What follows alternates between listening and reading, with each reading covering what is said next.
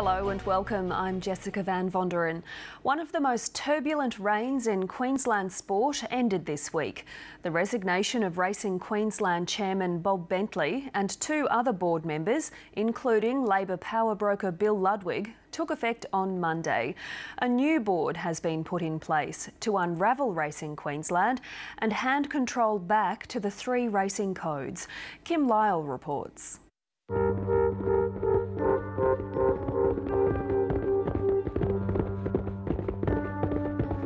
We had a regime that probably been there too long, was seen to be a little untouchable. It was a corporation set up that the government had no control over, basically, and initiated by a member of the racing department and Bob Bentley. Listened to nobody, didn't care, government didn't care, mustn't have.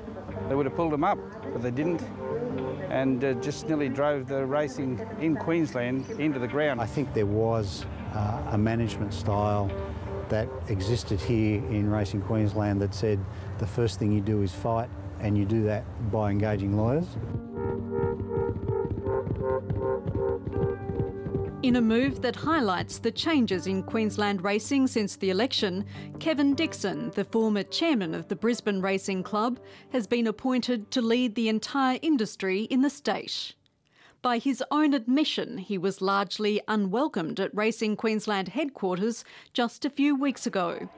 At the end of his first meeting with the new board, there was a clear indication that things would be changing. The structures that have been built up in Racing Queensland in order to run itself and to run racing are more elaborate and more expensive than what the industry can afford to pay for. So basically, the cost of running ourselves is greater than the amount of money we've got to spend on that. So that's where the first focus has to be. The track's closure is the biggest bombshell unveiled in Racing Queensland's industry infrastructure plan. Racing Queensland over the last few years, and probably more, has been making headlines for all the wrong reasons. Demands for equity in tracks, cuts to race cards, and litigation that cost millions.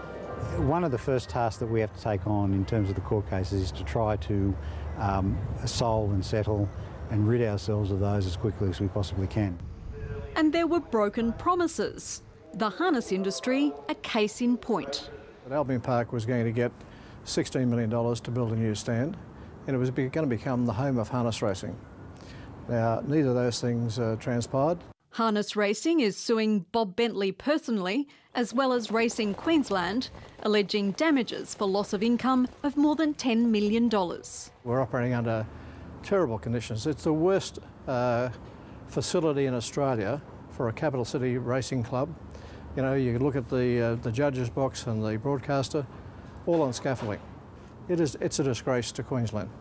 The sale of Albion Park was meant to fund a shared harness and greyhound complex here at Deagon. But that plan failed to win the support of any of the three codes and was even less popular with local residents.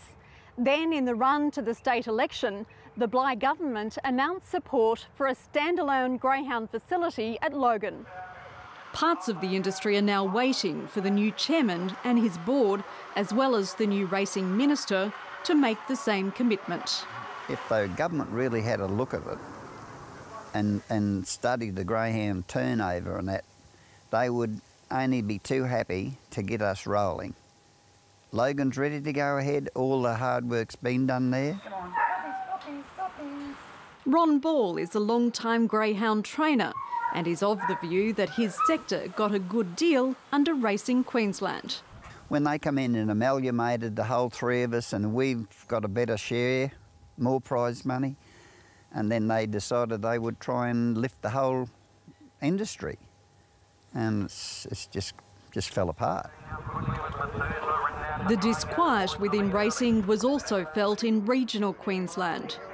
Some of the most expensive projects to proceed under the former leadership are a $12 million stable complex on the Sunshine Coast, which, though it caters for 240 horses, is used by about 60 at any one time, and cushion tracks at Caloundra and Toowoomba. The membership of the Toowoomba Turf Club was split by a bitter dispute over the synthetic surface, and many owners and trainers are still refusing to run their horses on it. It was the way the cushion track was done, and everything else I think was just downright terrible. We hoped that it worked. It doesn't look like it has. There's talk now of a grass track going back in. It'll be just wonderful if it does. Toowoomba is one of the Queensland clubs facing greater competition from New South Wales clubs, which are offering higher prize money. The club's deputy chairman is a former Liberal Party spokesman for racing, and he said the industry's crying out for better returns. Okay, fine, when you see Group 1 racing in Brisbane around the Brisbane Winter Racing Carnival time, that's fine and that's great, that's good prize money. But we want to be able to give that prize money to those owners and trainers on a daily basis, on a weekly basis, at metropolitan meetings, at regional race clubs, so that the whole industry benefits. What Racing Queensland have been in the position of having to do the last couple of years is take saved prize money, that is prize money not distributed because of washed out meetings or whatever, and use that to top up the administration pool. I think the government would need, I know it's early days for them, but they will need to make strong signals and commitments on how they're going to go forward. The new racing minister is the member for Buderim, Stephen Dixon. Minister, the new chairman says that the cost of running racing in Queensland is more than the industry can afford.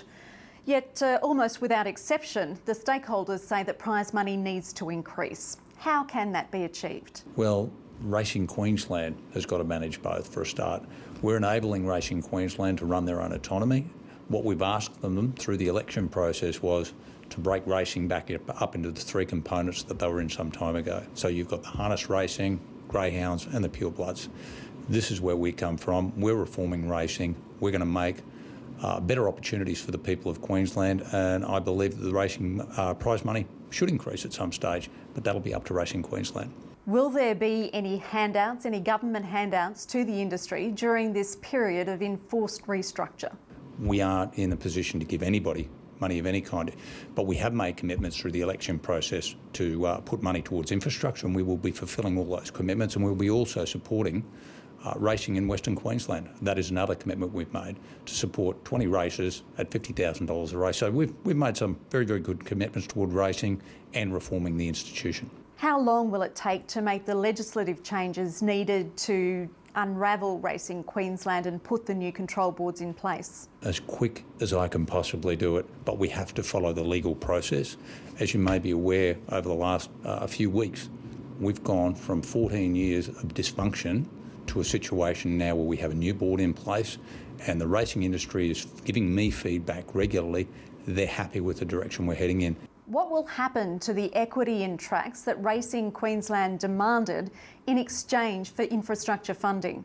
The LNP did make a commitment leading into the election as well that we would make sure that all of those tracks would be in charge of their own future, and by that we mean equity. But what we need to find out, and Racing Queensland will come back to me hopefully sometime in the not too distant future and give me an understanding of where they sit financially, we need to know what the books look like. Will the LNP match Labor's election promise of a standalone greyhound racing facility at Logan? What we will do is let Racing Queensland get a very good understanding of where the books sit. Just relating to the question you asked me a moment ago, they need to understand financially where they are, and they will expend money where it needs to be spent so that all racing industries can continue to move forward. And if they see fit to deliver money into that particular facility, I'll support them 100%. Where is the Auditor General's investigation up to into the payouts for Racing Queensland executives? The Auditor General is a separate body to the government, basically. They have a job to do as Racing Queensland, and I have a job to do under my portfolio. When they've completed their investigation, they will come back and make us aware of what their findings are, and there will be action taken one way or another from that point in time. But until then, I don't want to presume what the outcome will be.